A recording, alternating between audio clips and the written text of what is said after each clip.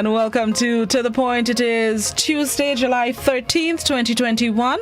Thank you to those of you joining us on the GBN Grenada Broadcasting Network's Facebook page, the Grenada Broadcasting Network's YouTube channel, the website www.gbn.gd, GBN TV channel 7, 11, and 20. Good morning to the listeners of Classic 105.5, 105.9, and all the folks joining us on Party Grenada and Go to FET Facebook pages. It is a pleasure to have you.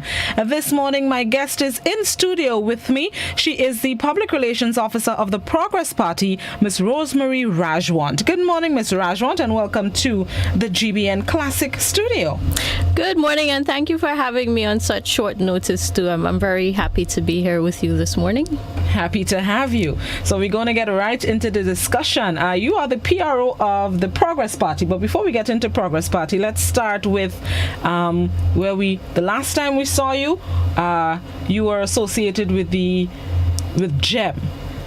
That is correct. I began my political... Grenada Empowerment Movement. I was trying to remember the acronym. I know, it was nice because it was an acronym that could be said as a word. And sometimes we look at the more frivolous aspects of a political party and why we align ourselves with a particular brand. Is it the name? Is it the symbol? Is it the color? I think it's really important to prioritize as voters and as politicians. What draws me to this brand? Why do I want to share my thoughts under this banner, rather than look at all the frivolous things like, oh, it's this color or it's this symbol.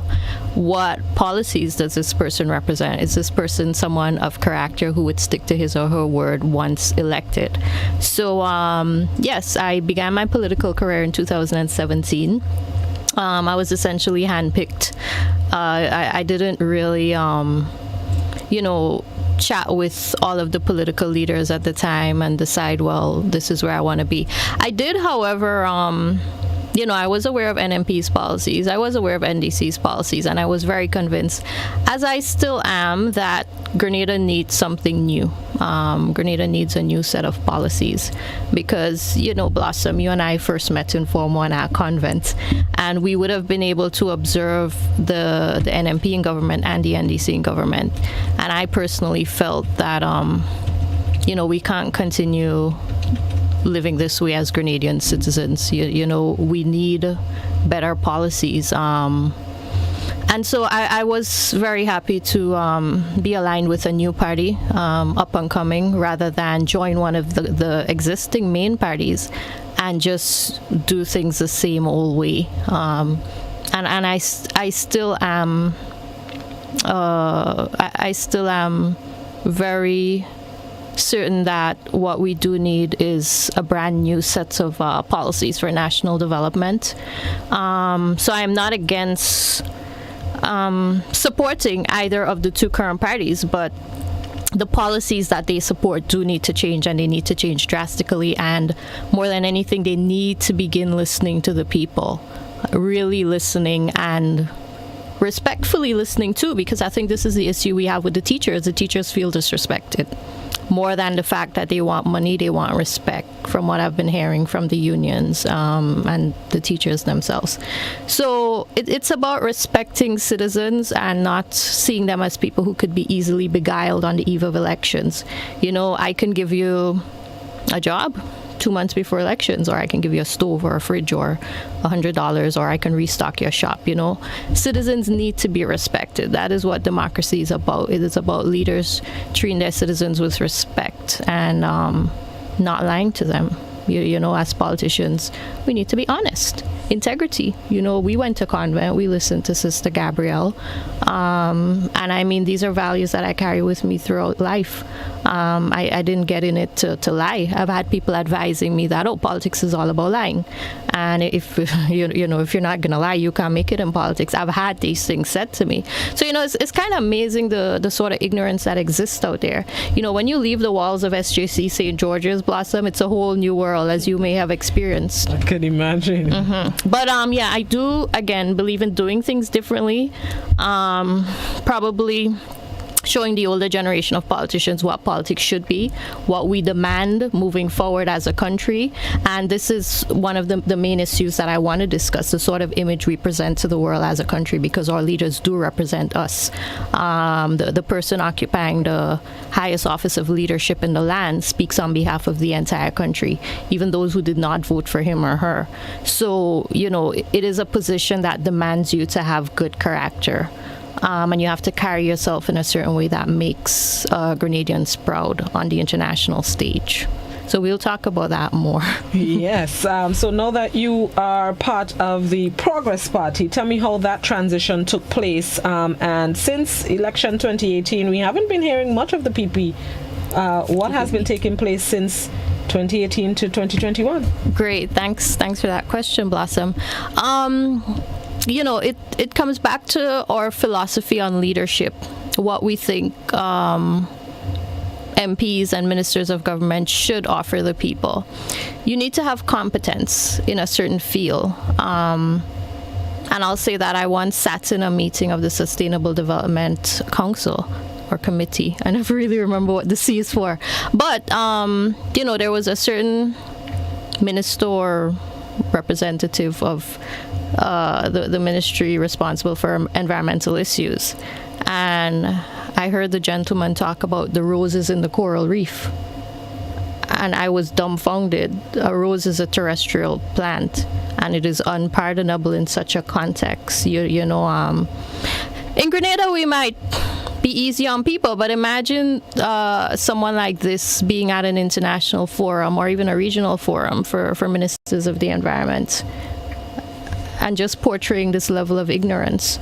So, we need to have a team of persons with expertise. We need to have diversity in our team. We cannot have persons, like everyone having expertise in the same field, because we have ministries to run. I mean, if we are aspiring for government, eventually we need to prepare ourselves for that. So after elections, I felt it was important to pursue a career outside of politics, as I feel politicians should. You should have a backup career. Then you wouldn't have this desperation to get into office for a paycheck, because you would have something to fall back on. You shouldn't have this desperation to remain in power because, there's something exciting that I can do that will compensate me well, because I am well skilled. I've taken the time to develop my skills. So following elections, the leader and deputy leader of the Progress Party continued pursuing higher education in two very important fields. So the leader, Kerry Simmons, he's completing his PhD in educational leadership from Liberty University. And in addition to that, he took on a position at Southern New Hampshire University in the US. So he's now able to work remotely. But, it has allowed him to establish good linkages with that university. And I know for a fact that university is willing to partner with TAMCC, for instance, to offer online programs and that kind of thing. So it is important to build linkages with persons abroad who can benefit and bring opportunities to Grenadians. Education is very important for development. So, Kerry has been focusing on education. Basil Williams, the deputy, on the other hand, he's in the process of, I think he might be near to completion too. He's doing an MPH at Liberty University. But he is on island. He's been on island for most of the time. And, healthcare and education, I feel like these are the starting points. You need to look at healthcare in a country, because if people aren't healthy and if people aren't assured that if they do have injuries, they can receive treatment and return to that state of being healthy right at home, there's a sense of worry, as I experience. We'll talk about that in a bit. But healthcare and education are very important. I, on the other hand, during elections, I had an unfortunate setback, because in January of 2018, I had a fall and a very serious injury. And it was the first time in my life I was hospitalized. It was something I was totally unprepared for. It wasn't something I saw coming. Blossom, I hiked Mount St. Catherine in first year at TAMCC on a rainy Saturday. I don't think I even had a bruise, And here I am walking in maybe a suburban part of Grenada, and I break a whole leg, like tibia, fibula, complete fracture, my right leg. Luckily, the bones stayed inside, they didn't come sticking out, but it was a complete fracture. And I mean, you wouldn't think there was any danger, there wasn't any climbing involved, but then it comes back to planning and policies, because uncovered drains, Blossom, uncovered drains are dangerous. I don't blame it on my high heels. I blame it on the drains. Because after I had that injury, everyone noticed, of course, and it was quite a conversation starter. Quite a few people hinted that they had injuries at the same spot. There were other people who I heard from, villagers had dropped into that drain too. So it's not a matter of my clumsiness. And I've heard of people in town also. I personally witnessed a little child. Sometimes they cover these deep drains with a metal grid instead of a concrete slab. I saw a little child's foot get stuck in, and the poor child was bawling. So, I mean, we look at safety, and prevention is better than cure. We need to be proactive. Had the government prioritized something as cheap as a concrete slab or something, or mandated that anyone digging such a deep drain should have it covered, I would not have even ended up in the hospital to be a burden to the doctors and nurses. I don't think they were too excited to have me there. I was a patient from hell, apparently. But again, we can prevent our problems. It's just a matter of having some sort of vision and seeing them coming. Because you can prevent these injuries and not have this burden on the healthcare system, plus loss of productivity. I had to make a choice at that point. I was doing consultancies through Gaia Conservation Network. And around October or November of 2017, we had just signed on to 2 new consultancies with a group called GOAM, Grenada Organic Agriculture Movement, the president of which was Dr. Campbell, who then became senator after elections. So, I thought I had it all cut out. I had flexible employment that would allow me to be present politically. I did not cater for the broken leg. And I mean, January, we knew elections would have been soon. I had to make a choice, Blossom. I wanted to give up politics and continue working. And I mean, it had me thinking about what leadership is. It's a lot of sacrifice. Mm-hmm. And sometimes I feel like you just have to be born for it. It is really not an opportunity. Some people see the glamour. This is the glamorous side of it. Having a broken leg and having to manage a political party, not glamorous. But what kept me in it and made me end up not working, choosing to not work and instead continue on to elections, it was the party members. I felt like I couldn't let them down. And they themselves, they were willing to assist and to help me to be present at activities, fill in for some of my duties as deputy. So, I just felt a sense of I couldn't blossom. I didn't have the heart to let them down. I'm a little soft, maybe. And I didn't know. I just knew that I couldn't let people down. And I really didn't know what was going to happen in terms of me and my career and earning a living. And I also didn't know whether I'd be able to walk again. Because the medical professionals, they were very pessimistic. These people could really increase the levels of depression in our population. No, but in all honesty, Blossom, they did predict that I may never be able to walk again if I don't do the surgery. I had some tell me I'd have an S foot. That's what they call it when, exactly. So I may have a limp always if I didn't do the surgery. So I had to make that decision. Do I want to do the surgery? Do I not want to do the surgery? So, it was a time where I really couldn't focus on politics as much as I tried to keep it together. So it was extremely stressful. So following elections, I ended up just cutting off the cast at home myself. I have a serious kitchen knife, and it served me well. But I was just fed up of the sort of reception I got in the hospital. I mean, a few people were nice and kind, but a lot of them, they transfer their frustration to the patient. The poor, innocent patient. I had a lot of doctors and nurses come and complain to me about their terrible working conditions. Probably because they saw I was a new politician, but they never found me before or after. So why is it that when I'm a patient, that's when you think I should be aware? Yeah, and I'm not in a state to help you at that point. It should be the other way around. So, in retrospect, now that I'm walking again, I was able to observe a lot, but it was a very stressful time. So following elections, I had the opportunity to work at the Grenadian by Rex Resort for the month of August. And I took it because I really wanted to understand tourism. In GEM at the time, we didn't have a tourism expert. We had someone who worked at a large resort, but more in the accounting section. So understanding tourism, being able to interact with tourists, understanding what are our selling points as a tourist destination. I really thought it would have been a perfect opportunity to observe. I had the position of Kids Club coordinator for the month, and I also wanted to be there to interact with the staff and really understand what had happened in terms of the government trying to take over the resort, because that had made the news. So thought it would have been the perfect opportunity to go undercover and get information. So I worked there for the month of August, gathering information, but I was off air, of course. I wasn't very active politically. I also moved to Shenda. Okay. Interesting neighborhood.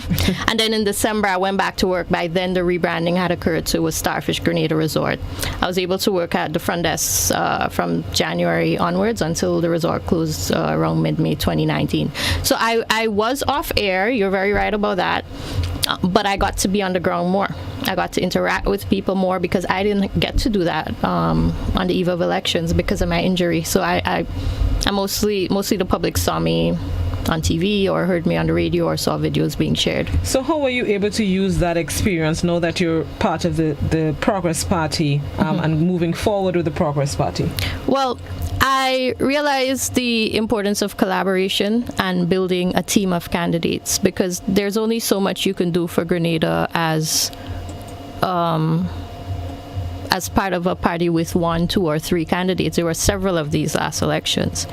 And I thought to myself, should I be selfish and just spend time making a name for myself, or should I take a back seat and try to build a larger team of people so that we can have a full party or as close to a full party as possible? And that was our focus as the Progress Party, to build a team of candidates so we can actually be a proper party. And that takes a lot of time because people are very reluctant to be MP candidates. Blossom, I must say that when I got into politics, I didn't have a clue what the MP salary was for an opposition MP, but I thought it was a fair salary. It was only after elections when Mr. Tobias Clement, I think he highlighted the fact that it was approximately 1,200 EC for an opposition MP. Blossom, I said to myself, I should publicly thank the people who didn't vote for me. Because, no, I am that serious, Blossom. Had I been elected as an opposition MP, because, I was in a party of 2 people, we couldn't form the government. And when I found out that salary, I'm sorry, Blossom, I would have promptly resigned. I would have never guessed that was the salary, and I don't know how it compares. I really don't think it's comparable to the salary of opposition MPs in even other islands with similar economies. So I don't even know how this happened in Grenada. But I can tell you for a fact that the salary is not it's not one of the factors that you can use to convince anybody to run. Exactly, because come on, we've had one party in government for 2 terms. The chances of another party just getting into government is slim. Winning a seat, properly winning a seat as an opposition MP is even hopeful, but that will curse you to a salary of $1,200 a month for 5 years. So this in itself is a big problem that we have, and it is a deterrent to bright young people to get into frontline politics and put in all that effort to campaign and be on the ground and hopefully become an opposition MP. But has the Progress Party been able to make progress in that, getting ready for 2023 when the elections are due? How prepared is the party for whenever the elections are called? Well, we managed to build approximately half a team of candidates. That's where we are at the moment, about half a team, and that was deliberate because we didn't want to fill it up to 15 right now, understanding that there may be talented individuals out there who we just haven't heard of, who may not have heard of us, and we want to give them an opportunity. So our plan was to now get on the ground, hit the airwaves. I have been sharing out my business card. I'm the candidate for the town of St. George. I do my campaigning from the comfort of a store. But our plan was to now get on the ground, really connect with people, and in the process fill up the team. However, we have been engaged with negotiations with two, I would say probably two of the main opposition parties. So that would be NDC, of course, and TGM. Negotiations are ongoing.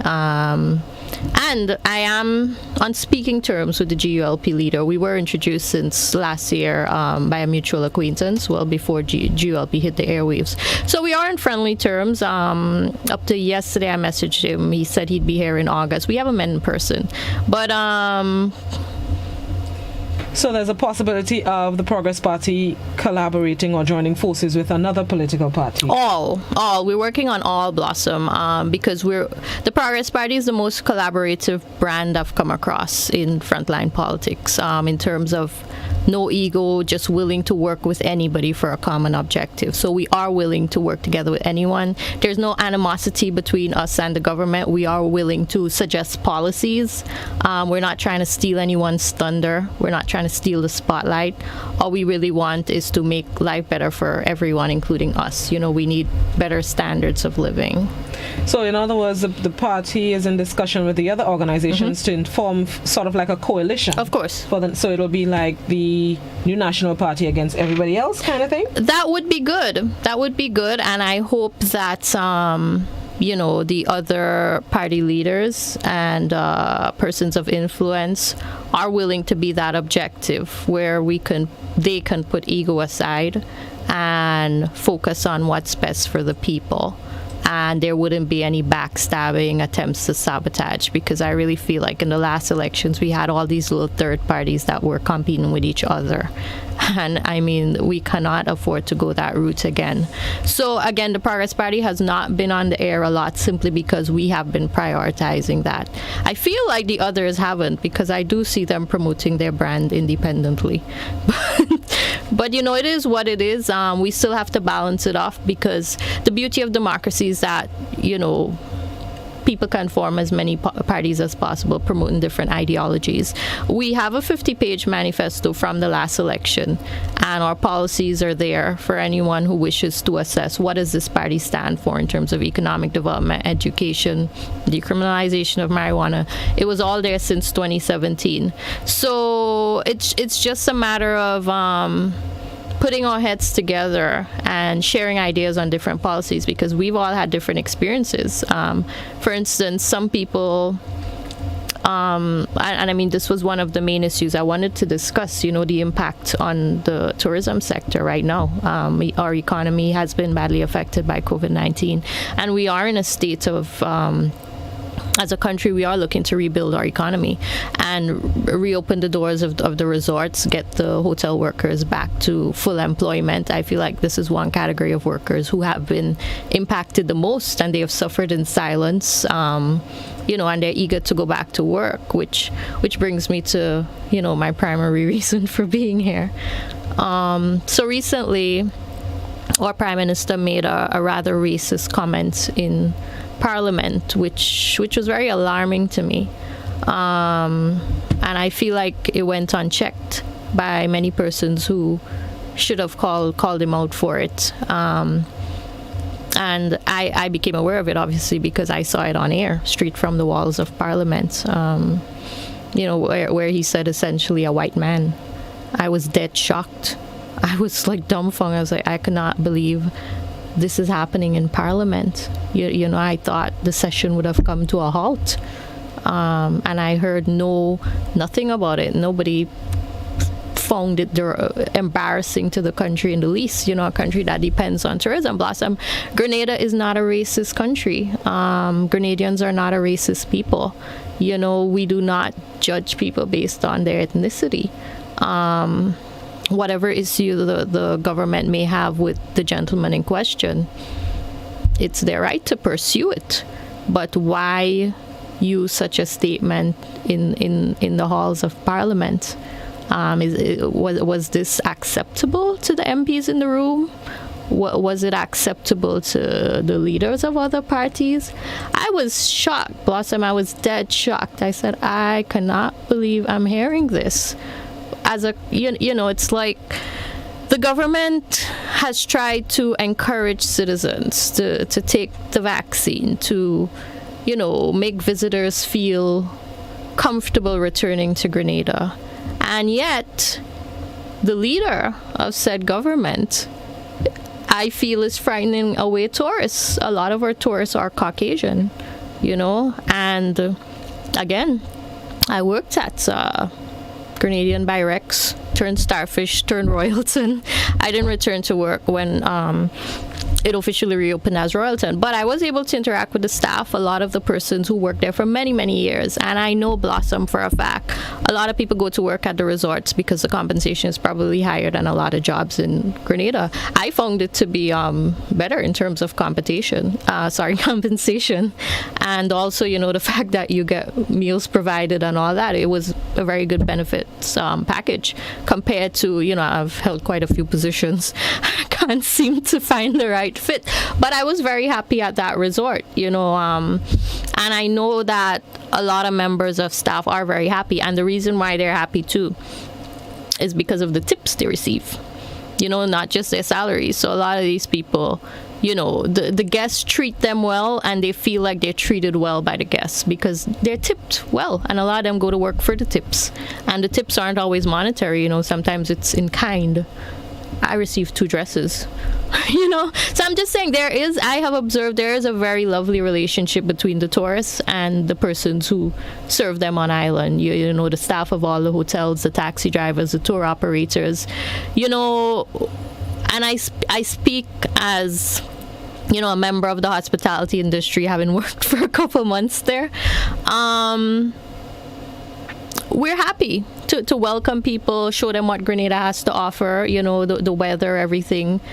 We live in harmony with the outside world. And should there be any conflict, we ought not to highlight someone's ethnicity. So as a country, it's purely colonial, and I feel like it's the 21st century and it is unacceptable. So you think his comment hurt Grenada's tourism product? I think it will. Because, I mean, people look on, people see the news. I think it certainly has the potential to hurt Grenada's tourism product, because persons never having heard of Grenada, imagine hearing this our leader express this sort of disdain for a person because of his ethnicity. You know, my issue is why bring his ethnicity into it in such a derogatory manner, as if we were returning to the days of slavery. I think we've come a long way as a world since then. You know, there has been a lot of forgiveness and acceptance, and I think we've agreed to move forward and live in harmony as one world without looking back at colonialism and holding a grudge. I mean, Europe gives grants to Grenada. We get preferential markets sometimes. So I feel like it can, because as a stranger looking on, wondering if to book a vacation in Grenada, you know, being made aware that our Prime Minister seems to hate, you know, Caucasians, or feel like they don't have a right to, I don't know, be in Grenada or work in Grenada or whatever it is. But I'm just saying, our leader represents us. And anyone who has never heard of Grenada and comes across this as the first point of contact with anybody from Grenada, this you know, video footage of what was said in Parliament, I feel like it's a very negative impression of Grenada to the world, and it's also a misrepresentation of the Grenadian people, because it is totally not accurate. Most Grenadians would not oppose oppose Mr. Newfield's position on the basis that he's white. Business practices are business practices. We don't separate business people based on their ethnicity. You know, you're either a good business person or a bad business person. It's not based on gender either. So I feel like this was really stooping extremely low, and I felt like persons should have called the Prime Minister out for it. Other MPs sat in Parliament. Silence is consent. Nobody saw it fit to say that this is racist, it's derogatory, it's unprofessional. I don't even know of workplaces where you can do that kind of thing and get away with it. So I felt like it was a step back in time and commonness. On that note, Ms. Rajwant, let's take a break and then we're going to come back and continue the discussion, speaking with Public Relations Officer of the Progress Party, Rosemarie Rajwant. To the point, we'll be right back.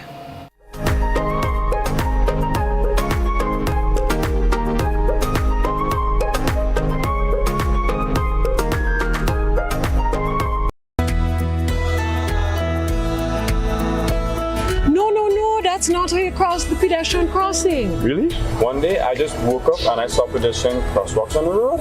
No one really showed me how to use them properly. Well, this is how it's done. You never cross before doing these things. They might save your life. First, when you get to the crosswalk, you stop. You look left, you look right. If there's a vehicle coming, you put your hand out, making eye contact with the driver, indicating that you want to cross. And only when the vehicle comes to a complete stop, you quickly cross to the other side.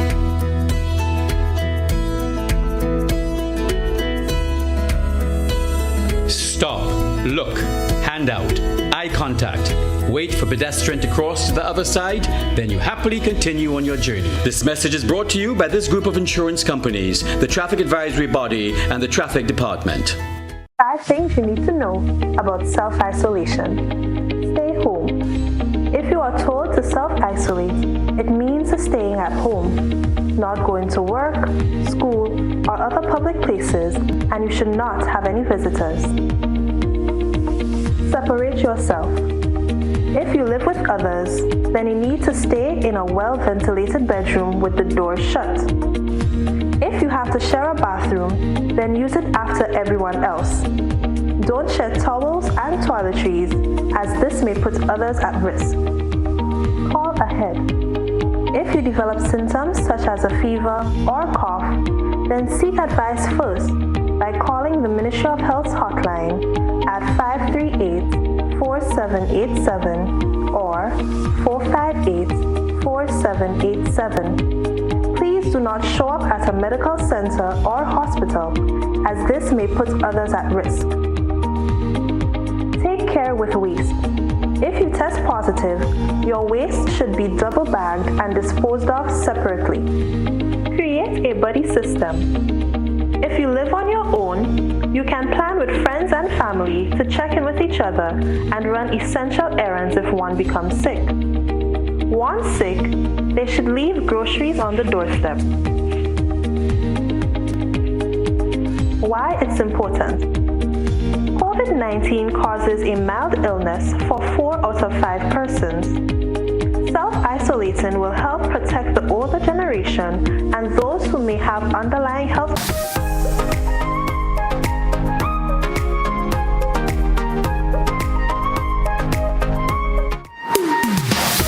Welcome back to the Point, speaking with Public Relations Officer of the Progress Party, Rosemarie Rajwant. It is at this point in the program we're going to invite viewers and listeners who may have comments, questions, queries, concerns for Ms. Rajwant. This is your opportunity to ask them. The landline number 435-2041. The WhatsApp number is also 435-2041. Please, only written messages on WhatsApp, and you can continue to post your comments, questions, queries, concerns on the Facebook page and YouTube channel. Let's go to our first caller. Good morning, caller. Yes, good morning, Citizen Welsh. Greetings and greetings to your guest. I hoped to hear the young lady there, and I must indeed say I appreciate the young people are getting involved in the quote-unquote politics of this here country today. It is extremely essential. But I thought I'd hear us speak of, quote-unquote, the ideology of a party, what it hopes to present to the people. And don't get scared about the word ideology, because all it refers to, that group of philosophical beliefs that's at the basis for your political, social, and economic theory that you hope to present to the people. But I'm not hearing anything about that. But I want to ask you a question, because as an old-timer, I'm extremely concerned about the future of this country, based on my experience and what we've lived and what we've seen. I am quite conscious that today in this country, that we've been duped over the years into believing that Grenada is in effect a democratic country. The biggest lie ever put upon us and laid upon our people. Grenada is a monarchy. No, it means that we live in a country ruled by a queen through an imperial order in council of the Queen's most excellent majesty, established and signed by Elizabeth Regina on the 19th of December 1973, imposed upon us in 1974. This has opened the way up to today for an organized crime syndicate to sequester the state of Grenada. You ought to know that by now. The constitution, so-called, of Grenada has never been made into law. What is your party's position on this? Thank you very much and have a nice day. Will you? Thank you very much, Citizen Rollo. Yes. Good morning. Thank you, Citizen Rollo. It's been a while since we've crossed paths. It's nice to see that you're still very much interested in the affairs of the country. Kudos to you. Firstly, to address the party's policies, they're pretty much listed in the manifesto, which is available online. And it's a lot to cover. But I would say in a nutshell, we represent change, serious change. What we need primarily in Grenada is a change in our policies, especially tax policies and other policies that affect the economy. I feel like our economy is one of the main issues we should be focusing on, because what we have is an extremely high cost of living. We have low wages and high taxes, and it hurts businesses, which in turn affects the wages of employees of businesses. And, when people have low purchasing power, there's a spin-off effect in terms of being effective parents or being able to pay for services and probably trying to get it free, which leads to a lot of cases of child sexual abuse, just leaving a child with a neighbor or a friend rather than in a daycare or paying a babysitter. So, the state of our economy has a lot of social implications. We need to fix our economy, focus on reducing poverty, focus on reducing vulnerability, because, again, we have environmental issues that affect people and cause loss of lives and livelihoods more so. So our main focus would be on fixing the economy, which I believe would have a spin-off effect on other issues, social issues, health issues. I mean, if you're earning enough money, you can pay for proper health care. You don't have to worry that if you get sick, you won't be able to afford treatment. If our economy is doing great, we can pay our nurses and doctors more. We can have better hospitals. We can have better schools. We can have diversity in the education system. So the focus is really on fixing the economy, looking for new revenue streams as a country, diversifying the economy, ensuring that we offer a wider range of careers to our students, and that, we utilize the talents of everyone. We do not have a wide range of career opportunities, and there's a lot of room for development in Grenada. Agro-processing, manufacturing, even in the creative industry, we have lots of talented singers, dancers, actors, actresses. We can export our culture to the world. But again, our focus is on ways to diversify the economy and raise the standard of living, reducing poverty, ensuring that all persons born in Grenada as citizens, other citizens not born in Grenada, everyone has rights and opportunities for self-development. We shouldn't have people, seeing trouble in Grenada, living in poverty, struggling, feeling like opportunities are not available to them. There really should be equality in terms of getting opportunities, having the right to start a business, to study, that kind of thing. So it's about fixing the economy, creating equality, and it comes back to democracy, which Citizen Roll highlighted. Democracy is about one man, one vote, and it's more than just one vote, because we should also not have people living on or below the poverty line too. It's more than just having the same one vote that the rich person has. We shouldn't have that huge wealth gap in Grenada that currently exists, where certain people are just marginalized. They're on the outskirts of society, and they only get the crumbs in terms of opportunities. We're really looking into that, having equality. We look at the difference between the rural areas and the parish of St. George. We have a lot of people migrating. Persons in the rural areas and in Carriacou and Petit Martinique, they have less opportunities, and even healthcare. I was alarmed to find out the suffering that people from Carriacou and Petit Martinique have to go through.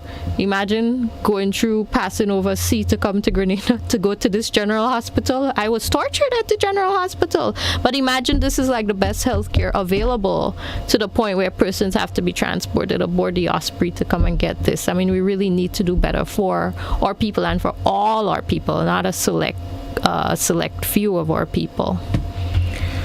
Some of the comments on Facebook, some of the viewers are taken aback when you said chances of another party winning an election are slim.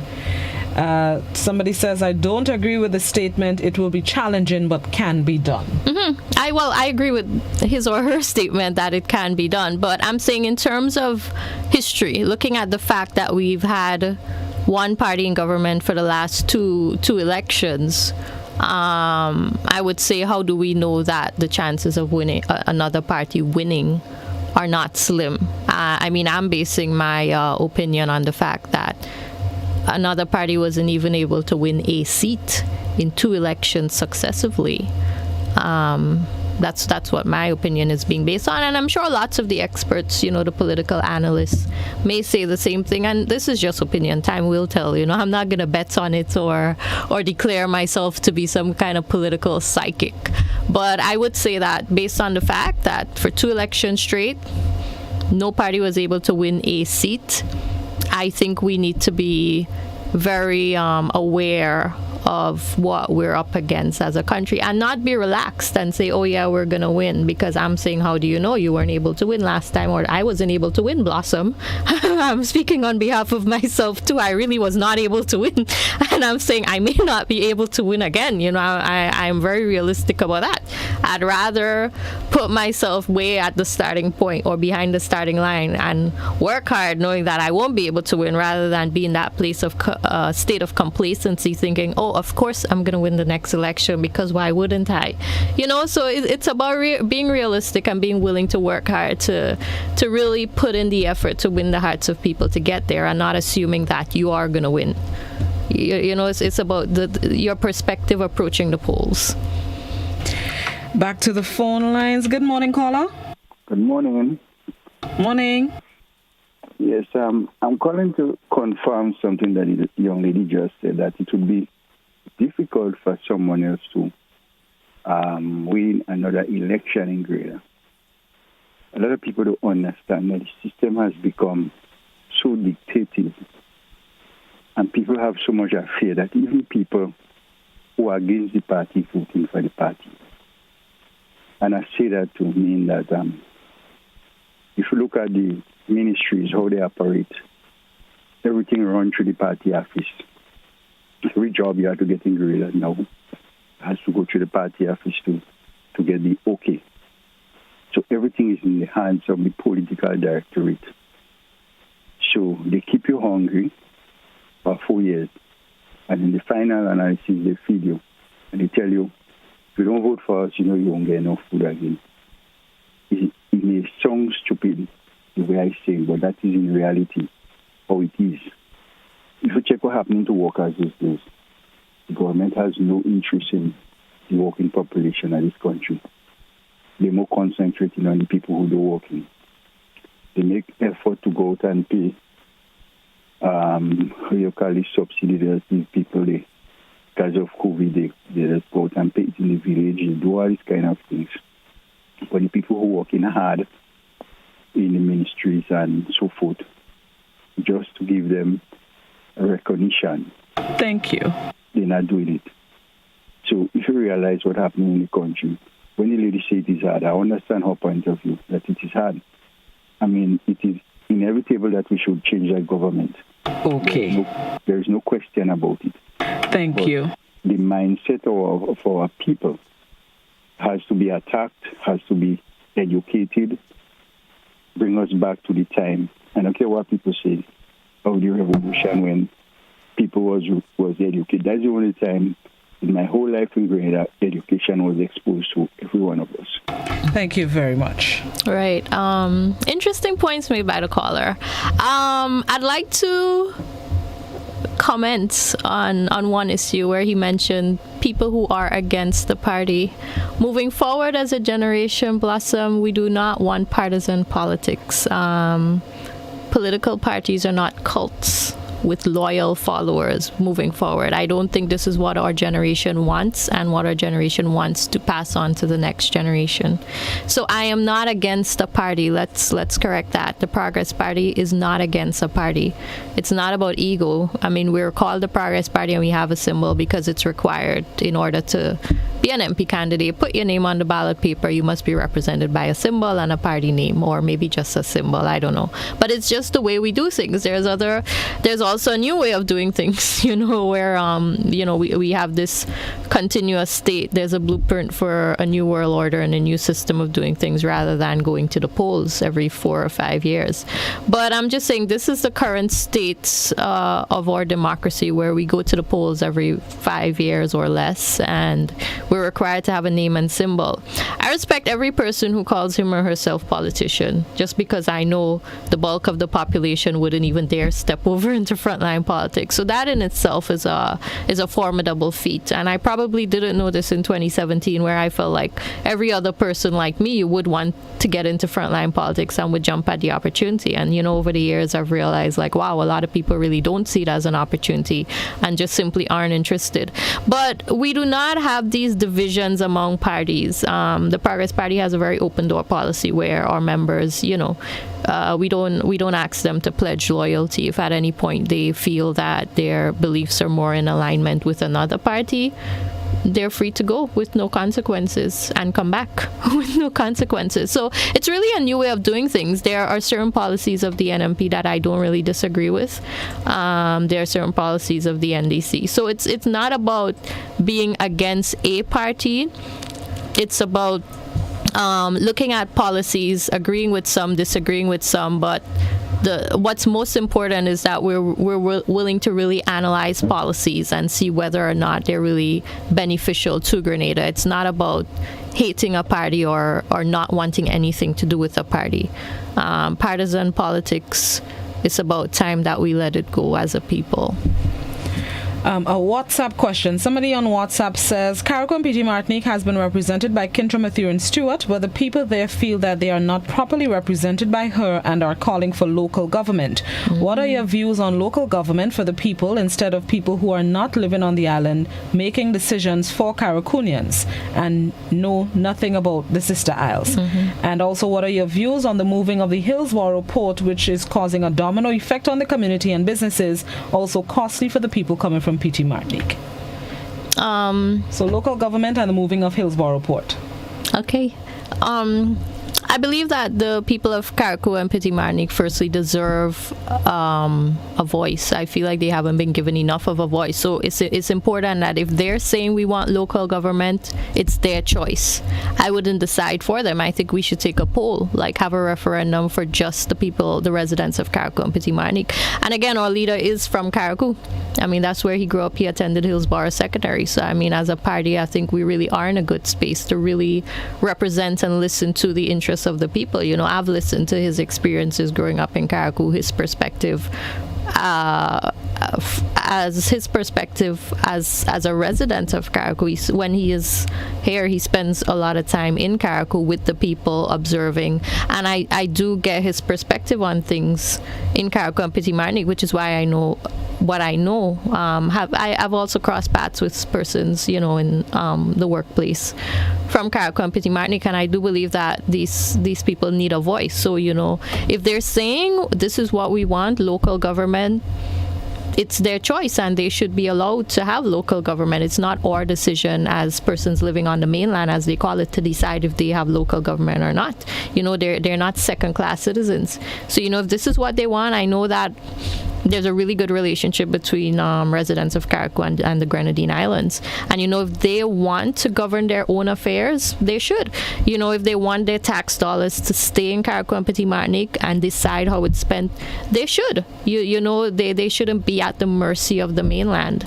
And if they feel that the MP isn't on the ground enough and fully aware of their needs, it is their right to say what they need and to not even have somebody else deciding, what they deserve. They're citizens, and if they want more control over the way they're governed, it's their right. I wouldn't even want to make that decision for them. I may just suggest a referendum, and if the majority of the residents of Carriacou and Petit Martinique want whatever, whether it be moving the Hillsborough Port or not, I don't know. I would take a poll from the people and let them have whatever they want. They live there, it's their right. That is democracy. We on the mainland should not dictate what is best for the people of Carriacou and Petit Martinique. They live there, they live it.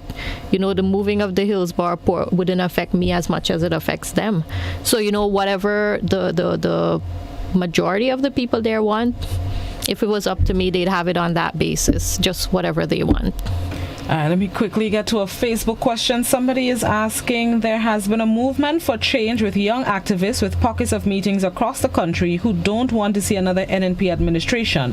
How do you see yourself fitting in with the movement for change with Ron Redhead and others who have been victimized by this administration? Okay, well, I must say that Ron Redhead is one of my former students from GBSS, and I'm very proud to have him in Frontline Politics. We speak all the time off the record. I assume the person is referring to the movement called Youth for Change, right. Trying to be diplomatic about it. Yes. So I ran into Kem Jones a couple weeks ago, I think it was, at Vendom. Purely by coincidence, and he was setting up for a meeting. So I hadn't been following the group too much on social media. I haven't been following their meetings, etc. Because again, we all have different roles, and we all must respect the work that others are doing. And while I was busy trying to recruit candidates and build a party and that kind of thing, ensuring that we have a good united party without infighting moving forward, that takes work. So I wasn't able to pay attention to Youth for Change until I ran into Kem setting up his tent, and I had like, Kem, what's going on? I mean, we are on civil terms, we greet each other, socially we're okay. So I was able to speak with Kem directly about Youth for Change, its direction, etc. I couldn't stick around for the meeting because it was too late, but I have a good understanding of what they've done and what is their agenda, having spoken to Kem directly.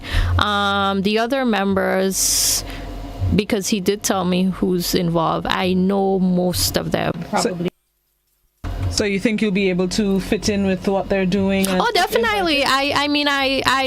I respect that they're doing something, that they're speaking out, they're expressing themselves, they're giving themselves a voice. I respect everyone who dares to have an opinion and voice it, because that is what we need more of, just people speaking and not being silent and trying to silence others. So I'm happy that they exist, that they're speaking out.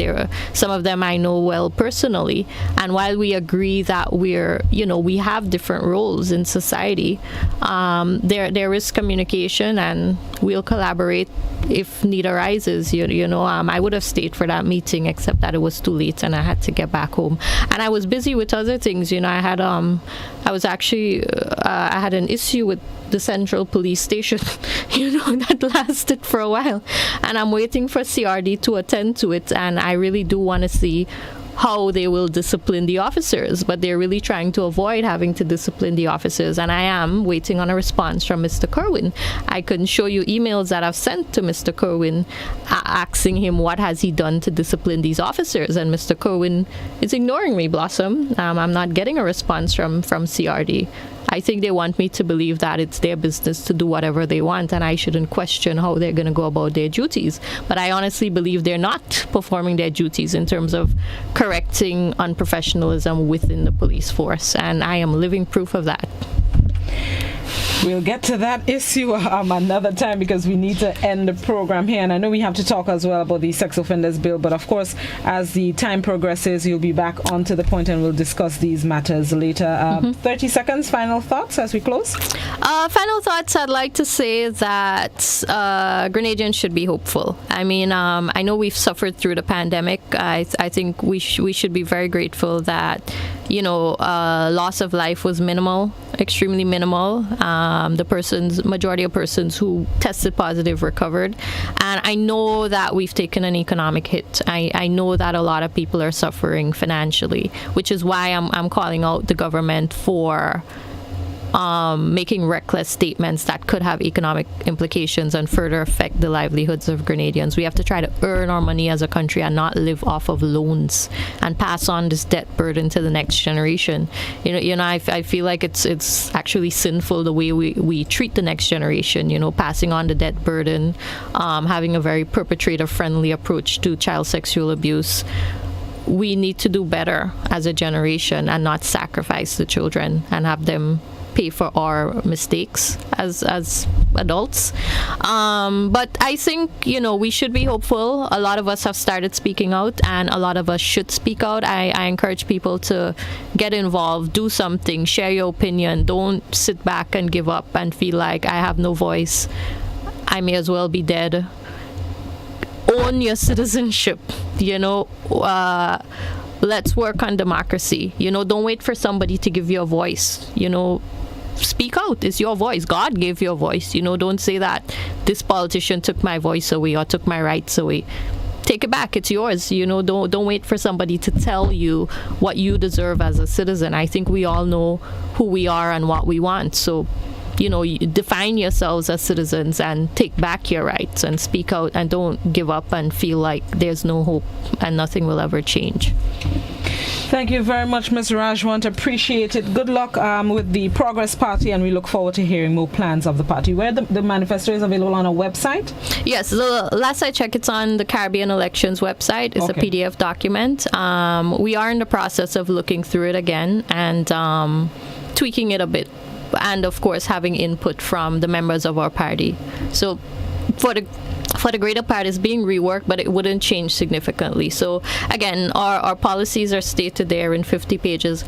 My photo is not in the manifesto, so that needs to change because in 2017 I was not in the Progress Party. But our policies are there. I think they're very inspiring policies, and it's a blueprint for the Grenada we all want. Thank you very much. Enjoy the rest of your day and good luck with the Progress Party. Thanks again for having me. No problem. And that's the end of To The Point this morning. We thank Ms. Rajwant so very much for being our guest, the Public Relations Officer of the Progress Party. It is now time for us to end To The Point, but coming up next, we have post-cabinet briefing, which will be facilitated by Minister of Health, the Honorable Nicholas Steele, and I believe the Acting Chief Medical Officer, Dr. Sean Charles, would also be on the panel. So stay tuned to GBN for post-cabinet briefing, which starts in just about 1 minute or so. Enjoy the rest of your Tuesday, everybody. Bye-bye.